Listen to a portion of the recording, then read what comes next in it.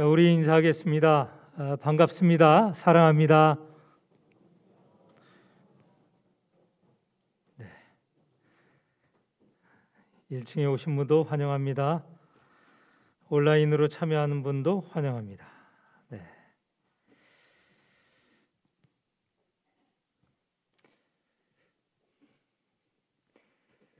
세계 대전이 두 차례 있었죠.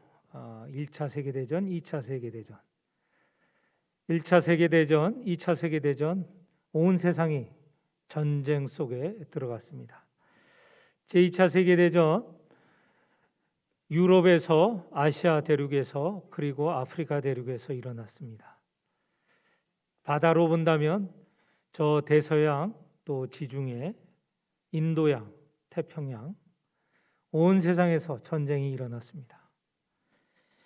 전쟁이 일어난 나라들, 전쟁에 참여한 나라들을 보면 그 안에 기독교 국가도 많이 있습니다. 미국을 비롯해서 유럽에 있는 국가들은 기독교 국가입니다. 그런데 또 가만히 보면 기독교 국가들끼리 서로 싸웠습니다. 미국, 영국, 프랑스 이런 국가들이 한 연합군을 이루고 또 그 적대적인 국가는 독일, 이탈리아 다 믿는 나라 국가들인데 서로 전쟁을 일으켰습니다. 수많은 사람이 죽었죠. 수많은 사람이 고통을 겪었습니다. 이 전쟁이 끝나고 2차 세계대전이 끝나고 교회 지도자들이 모였습니다. 네덜란드가 화란이죠. 네덜란드 암스테르담에서 모였습니다. 그들이 모여서 인간의 무질서와 하나님의 섭리, 이 섭리라는 것은 하나님의 질서를 말하는데요. 이런 주제로 교회 지도자들이 모였습니다. 이 전쟁이 일어난 원인이 뭐냐? 하나님을 따르지 않는 나라들, 하나님을 따른다고 하지만 그 본심에서는 하나님과 상관이 없는 나라들, 인간의 나라들, 그들은 무질서한 것을 초래할 수밖에 없다. 전쟁을 초래할 수밖에 없다는 것이죠. 이것이 사라지고 없어지게 하려면 어떻게 해야 되느냐? 하나님의 섭리, 하나님의 질서를 따라야 된다는 것이죠. 하나님의 질서는 억압하여서 이루어온 질서가 아닙니다. 하나님의 질서는 사랑과 평화와 그리고 정의가 있는 나라, 질서입니다. 이 나라에서 추구하는 것은 평화입니다. 평화라는 것은 우리말로 평안이라고도 번역되고 안녕이라도 번역되고 안심이라고도 번역되는 말인데 성경에서 가장 중요한 단어 중에 하나가 이 평화입니다. 샬롬이죠. 샬롬. 하나님이 다스리는 질서 있는 사회, 나라가 바로 평화를 이루는 나라이고 질서입니다. 하나님의 말씀이 들려지고 하나님의 말씀을 따르고 그러할 때 어떤 사회든 어떤 질서든 나라든 질서를 갖게 되고 평안을 갖게 되는 것이죠.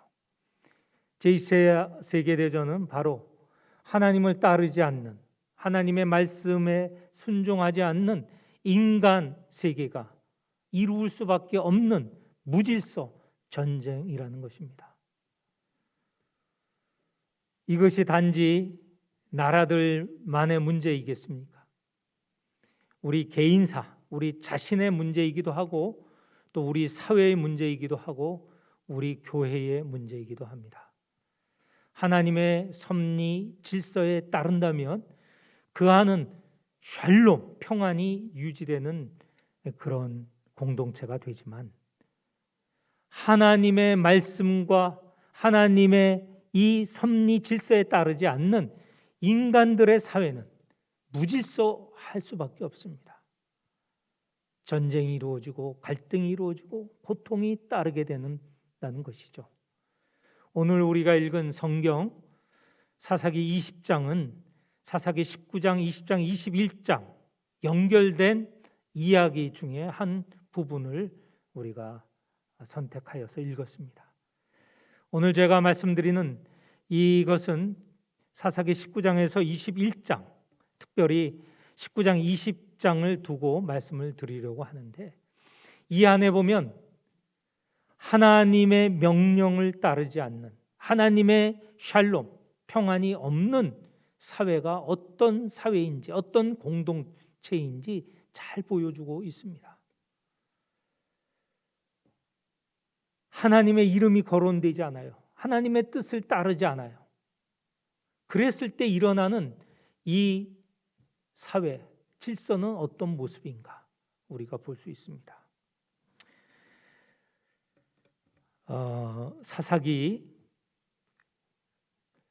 사사기 부분의 17장에서 18장 그리고 19장에서 21장 두 이야기가 있는데, 저는 이 말씀이 성경 안에 들어가 있는 것을 너무 다행스럽다고 생각합니다. 인간의 사회가 어떤 모습인지 너무 잘 그려내고 있어요. 너무 정확하게 가감이 없이 보여주고 있다는 것입니다. 인간이 얼마나 하나님이 없을 때 잔혹한가, 무정한가, 그리고 서로 간에 싸움을 일으키고 서로 간에 엄청난 피해를 일으키는가 잘 보여주고 있다는 것이죠.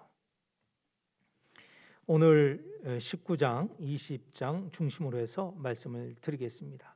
이야기입니다. 한 이야기예요. 그래서 그냥 잘 들으시면 그 이야기가 어떻게 전개되는지, 그러면서 인간의 무질서가 얼마나 참으로 추악한지를 볼 수 있습니다. 한 레위인이 있었습니다.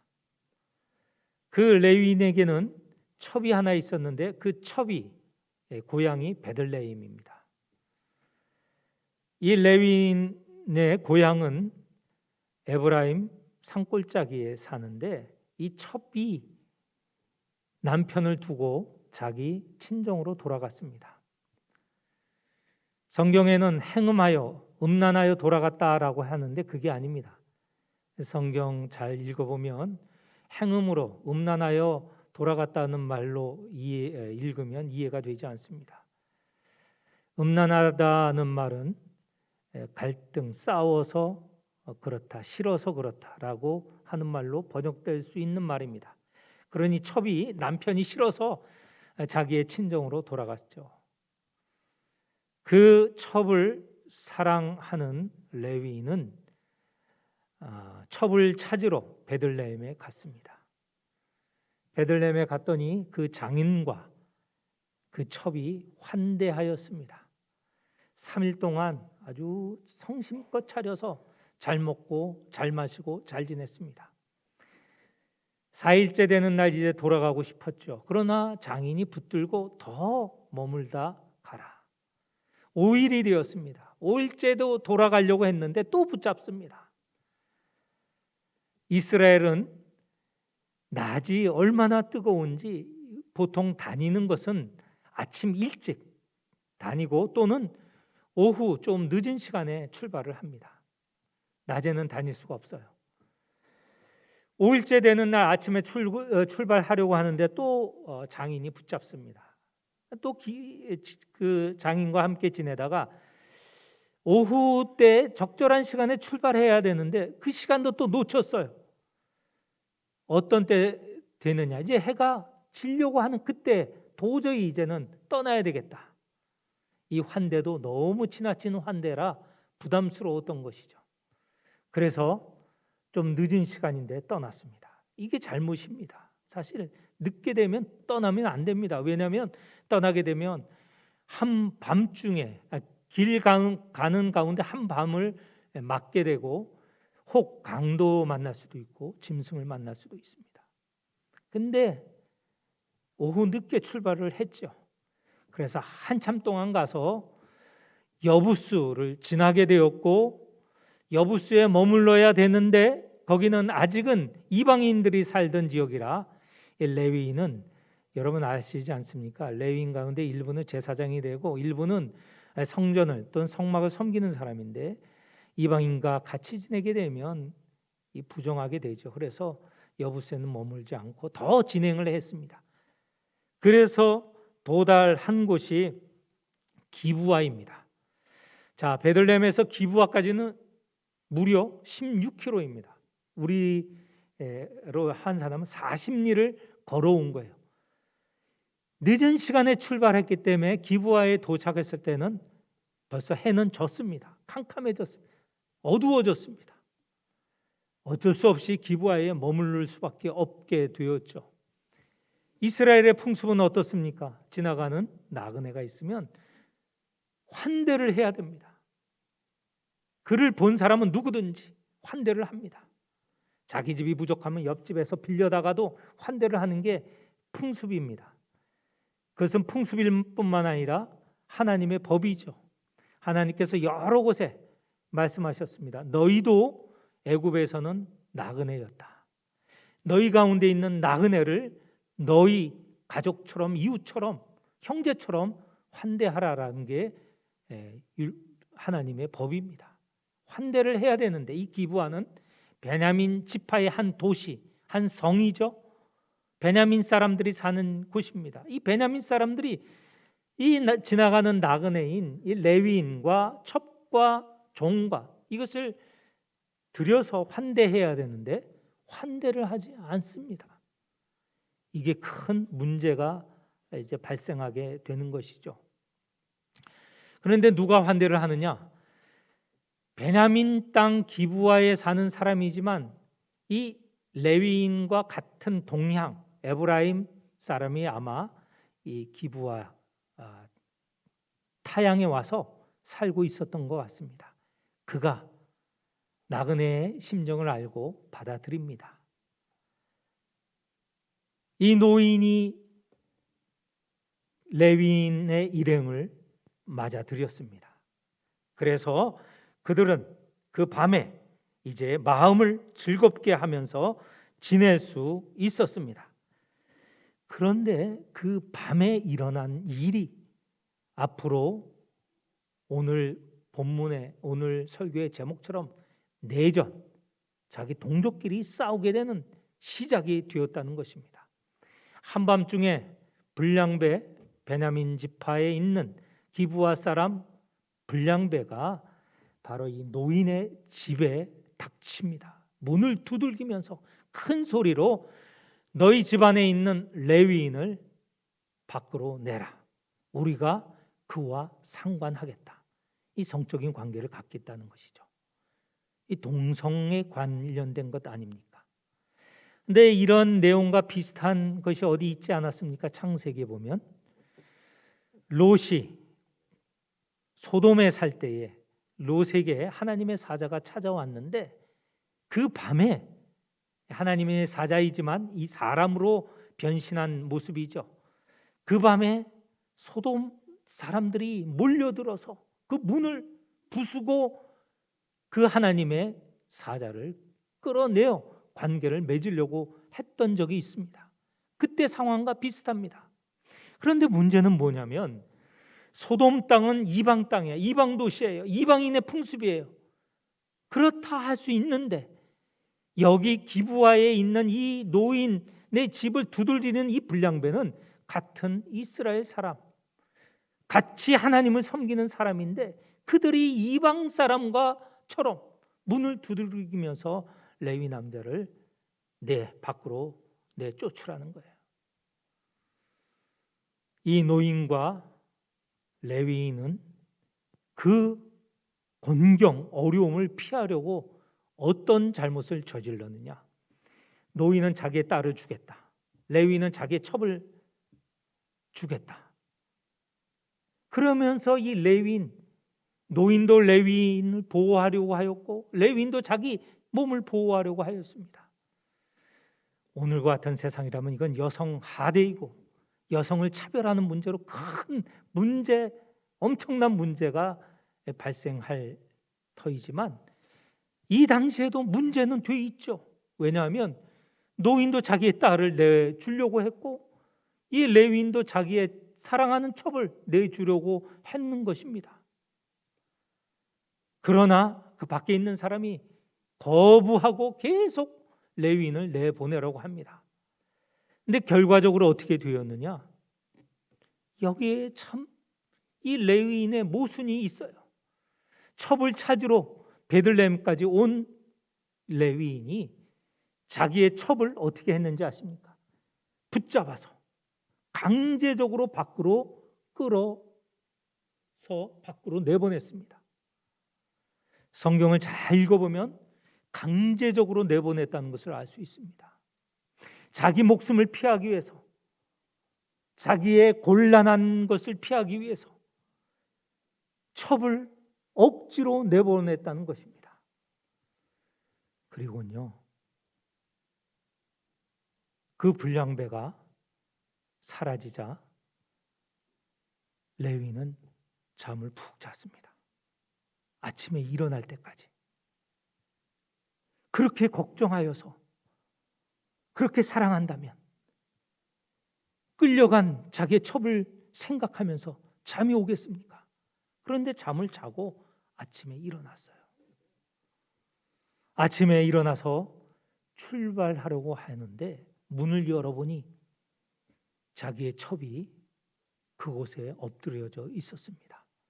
성경은 어떻게 얘기하고 있느냐? 이 불량배들이 밤새도록 이 여자를 폭행했습니다. 성폭행한 것이죠. 그리고는 거의 죽을 지경에 있는 여자를 버렸습니다. 이 여자가 억지로 엉금엉금 이 집 앞까지 와 있습니다. 밤에 도착을 했는데 그것도 모르고 다 잠에 빠져 있었던 거죠. 왔다는 것을 눈치채지 못한 것이죠. 레위인이 출발하고 문을 열어보니 그 여자가 문지방을 붙들고 엎드려져 있고 보니 결국 죽었습니다. 그것도 모르고 레위인이 무정하게 이제 일어나라, 출발하자. 이게 말이 됩니까? 엎드려져 있다면 바로 그의 안부를 묻고 그의 안녕을 물어야 될 텐데 이런 것 한마디 없이 무정하게 일어나서 이제 가자 라는 말로 끝냈습니다. 엎드려져 있는 그 첩은 죽은 시신이죠. 그런데 이 시신을 나귀에 태우고 자기 집까지 왔습니다. 이 이후로부터 큰 문제가 발생하게 됩니다. 자기의 첩이 이렇게 비극적인 죽음을 당한 것을 이 레위인은 자기 잘못도 있지 않습니까? 그런데 이것을 엄청 폭발적인 문제로 바꾸어 버립니다. 이 첩을, 자기의 첩을 붙들어서 밖으로 강제적으로 내치지 않았습니까? 그런 같은 말로 이 시신을 붙잡고는 12도막을 냈습니다. 그리고 12지파에 보냈습니다. 얼마나 잔혹한 일입니까? 한 번 죽이는 것뿐만 아니라 그 시신도 훼손케 하는 그런 스스로 훼손하는 일을 저질렀죠. 그래서 온 이스라엘을 자극을 하였습니다. 이런 일이 전대미문, 이전에도 없었던 일이죠. 이전에 듣지도 보지도 못한 일이죠. 성경에 있는 말 그대로 제가 언급하는 겁니다. 놀란 이스라엘 사람들이 모였습니다. 무려 40만 명이 모였습니다. 얼마나 놀랐겠습니까? 이런 일이 이전에 없었으니 출애굽 이후에 없었다고 성경은 표현하고 있었는데 모였습니다.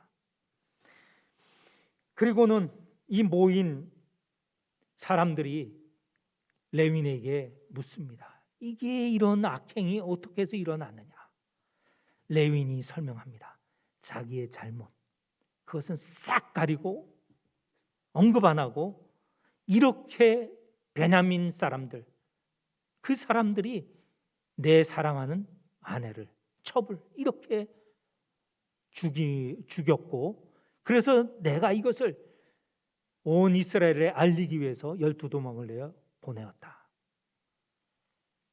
오늘 우리가 읽은 본문의 일부이죠. 이러니 이렇게 설명을 하면서 마지막에 40만 명에게 이렇게 요구합니다. 너희들은 이 베냐민 지파를 어떻게 할 것인지 방책을 세우라. 40만 명이 흥분하였습니다. 그 방책을 냈습니다. 어떻게 냈느냐? 첫 번째, 이 모인 40만 명이 집에 돌아가지 말자.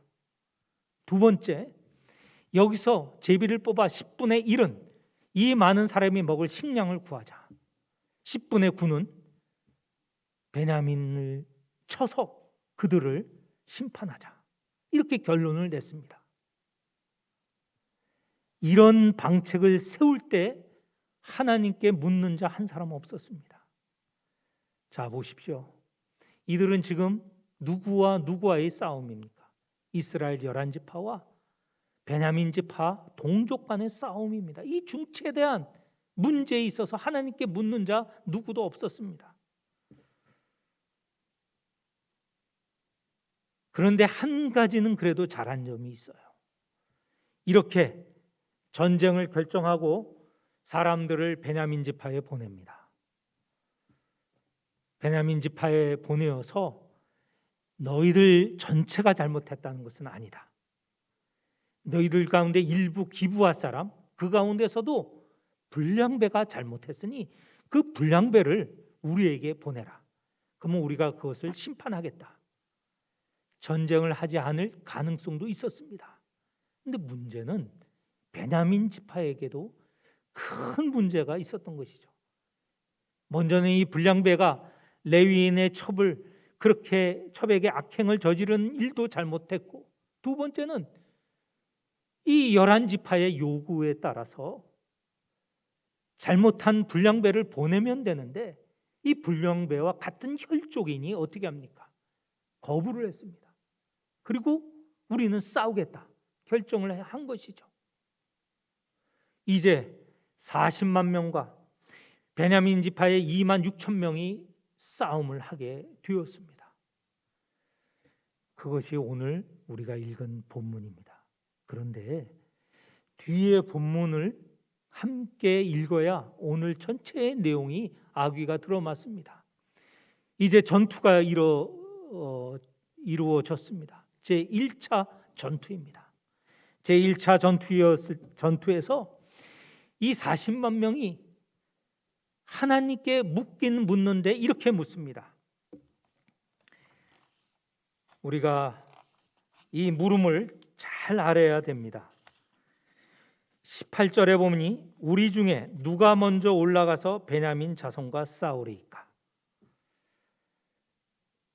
눈 밝은 사람은 아실 터인데 사사기 1장 1절에 보면 똑같은 말이 나옵니다. 이스라엘 백성이 가나안에 들어가면서 하나님께 여쭙습니다. 우리 가운데 누가 먼저 올라가서 가나안 족속과 싸우리까? 그때는 가나안 족속을 상대로 해서 싸우는 것을 하나님께 여쭈었습니다. 그런데 여기에서 이 11지파가 하나님께 여쭙는 것은 이방 족속, 하나님께서 말씀하시는 이 가나안 지역에 더 이상 거주하지 말도록 한 이방 족속과 싸운다는 것이 아니고 자기의 동족이죠. 베냐민 지파와 싸우리까? 베냐민 지파를 이방 족속, 이방인처럼 생각하고 싸우겠다는 것이죠. 하나님께서는 그런 명령, 그런 요구를 하신 적이 없습니다. 동족은 서로 사랑하고 서로 돕고 협력하는 관계로 말씀하셨지 한 번도 자기의 동족과 싸우라고 하신 적이 없습니다. 그런데 이 11지파는 당연히 베냐민 족속을 적대시하면서 싸운다는 것을 확정짓고 하나님께 묻습니다. 하나님이 그냥 인정하시죠. 그리고 싸움을 벌였는데 첫 번째 싸움에서 11지파가 대패를 합니다. 무려 2만 2천 명이 죽습니다. 제2차 전투입니다. 제2차 전투에도 또 하나님께 묻긴 묻는데 형식적인 물음입니다. 23절에 보면 내가 다시 나아가서 내 형제 베냐민 자손과 싸우리까. 이 물음은 반은 잘 됐어요. 근데 반은 잘못됐습니다. 뭐가 잘 되고 잘못됐냐? 내 형제 베냐민 자손과 싸우리까. 이 베냐민 자손이 형제라는 것을 이제 깨닫게 된 거예요. 가나안 족속과 같은 적이 아니라 자기의 형제라는 것을 깨닫게 되었습니다. 그리고는 다른 문제는 뭐냐? 싸우리까 물었지만 우리가 싸우러 당연히 나갈 터인데 하나님께서 묵인하시고 추인하시고 하나님께서 그냥 우리 뒤를 그냥 도와주십시오 하는 정도의 그런 질문입니다. 우리가 싸우는 건 당연한데 하나님 당신이 뒤에서 힘을 좀 대주십시오 정도의 요구였죠. 이렇게 나가서 싸운 두 번째 전투 대패입니다. 18,000명이 죽었습니다. 세 번째 전투 나갈 때 이 질문이 제대로 된 질문이에요. 그들이 이렇게 묻습니다. 우리가 다시 나아가 내 형제 베냐민 자손과 싸우리이까 말리이까. 싸우리이까라고만 끝인 게 아니고 말리이까. 그러니 이 전투를 하나님께서 주관하시고 하나님께서 결정해 주십시오. 이제 처음으로 하나님께 제대로 된 질문을 던진 것이죠. 그런데 왜 이렇게 됐을까? 왜 이런 제대로 된 질문이 두 번이나 전투에 패하고 세 번째 이루어졌을까? 두 번째 전투에서 대패하면서 이들이 깨달았게 되었죠. 그래서 한 행동이 보면 26절에 보면 이들이 하나님께로 올라갑니다. 울며 하나님 앞에서 금식합니다. 자기들이 무슨 잘못을 저질렀구나. 금식은 회개에 대한 겉모습이 아닙니까? 그리고 하나님께 회개의 제사를 지냅니다. 번제와 화목제를 여호와 앞에 드리고 이스라엘 자손이 그때서야 제대로 하나님께 묻습니다. 그때에는 하나님의 언약궤가 거기 있었다. 하나님의 언약궤는 하나님의 임재의 상징과 하나님의 말씀의 상징입니다. 그들이 두 번의 전투를 끝내고 나서야 하나님의 임재를 자기들의 잘못을 고백하고 회개하고 하나님의 임재를 깨닫게 되고 하나님의 말씀을 들으려고 하는 그런 모습으로 바뀌었다는 것입니다. 그제서야 하나님께서 대답하십니다. 나가서 싸우라. 이 세 번째 전투도 자기들의 지혜로 하는 전투가 아니고 하나님께서 인도하신 대로 전투를 벌였어요. 35절에 보면 여호와께서 이스라엘 앞에서 베냐민을 치심해 당일에 이스라엘 자손이 베냐민 사람 25,000명을 죽였으니 다 칼을 빼는 자였더라. 하나님이 허락하셨고 하나님이 주도하셨고 하나님의 방법대로 했을 때 그들이 비로소 전투에 이길 수 있었던 것이죠. 오늘 11지파와 한 지파의 싸움을 말씀을 드렸습니다. 이런 내전이 일어난 이유가 뭔가? 그것은 19장 1절 우리가 읽은 이 본문의 첫 시작할 때 거기에 보면 이런 말씀이 있습니다. 이스라엘의 왕이 없을 그때에 일어난 일이다. 여기에 왕은요 인간 왕을 말하는 게 아닙니다. 그들이 유일하게 섬기는 분 하나님이 왕이셨습니다. 왕이 없었을 때, 다시 말해서 이스라엘 백성 가운데 하나님을 왕으로 섬기지 않았을 때, 하나님의 말씀을 들으려 하지 않았을 때, 하나님의 말씀에 따르지 않을 때, 다시 말해서 인간 자기들을 스스로 결정하고 판단하고 싸울 때 이런 내전 무질서가 일어났다는 것이죠. 처음에 말씀드리지 않았습니까? 인간의 무질서, 하나님이 개입되지 않는, 하나님의 말씀에 따르지 않는 이 사회, 이 모든 공동체는 무질서하게 되는 것입니다. 하나님이 없었을 때 그들은 어떻게 했는지 아십니까? 사사기 여러 곳에 자기의 소견대로 했다고 하였습니다. 우리가 읽은 이 본문 그리고 19장, 20장, 21장 바로 자기의 소견대로 좋을 대로 했기 때문에 내전이 일어났고 이런 큰 비극이 일어나게 된 것이죠. 오늘 이 말씀은 단지 사사기 시대의 말씀이 아니고 오늘 우리 인간의 모습 적나라하게 드러냅니다. 하나님을 바라보고 하나님의 말씀을 듣고 그 말씀에 순종하지 않는 개인이나 사회나 교회나 공동체나 나라나 다 무질서하게 마련이죠. 오늘 우리가 여기서 벗어나기 위해서는 하나님의 섭리, 하나님의 질서를 우리 안에 모셔야 됩니다. 하나님이 하시는 말씀을 듣고 하나님의 말씀대로 따르려고 결단하는, 그리하여야 여기 마지막에 3차 전투 때 승리하지 않았습니까? 다시 말씀드립니다. 결론적으로 말씀드립니다. 인간의 무질서가 아니고 하나님의 섭리 질서에 따르는 우리 모든 성도들, 교회, 우리 사회가 되기를 축원합니다.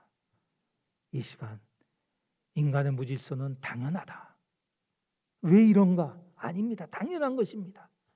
하나님이 임재하시고 하나님의 말씀을 따를 때 그때서야 제대로 된 질서, 샬롬이 이루어집니다.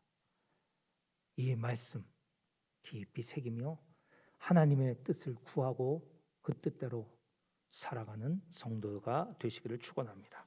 기도하겠습니다. 하나님 아버지, 우리 모두 하나님의 질서를 따르는 백성이 되게 하여 주옵소서. 우리 인간이 자기 생각과 자기의 뜻대로 행한다면 무질서와 전쟁과 갈등과 혼란만이 있습니다. 하나님의 뜻을 구하고 그 뜻대로 살아가는, 그래야 하나님의 섭리가 질서가 이루어지는 우리 공동체, 우리 교회, 우리 나라 사회가 되게 하여 주옵소서. 예수님의 이름으로 기도하옵나이다. 아멘.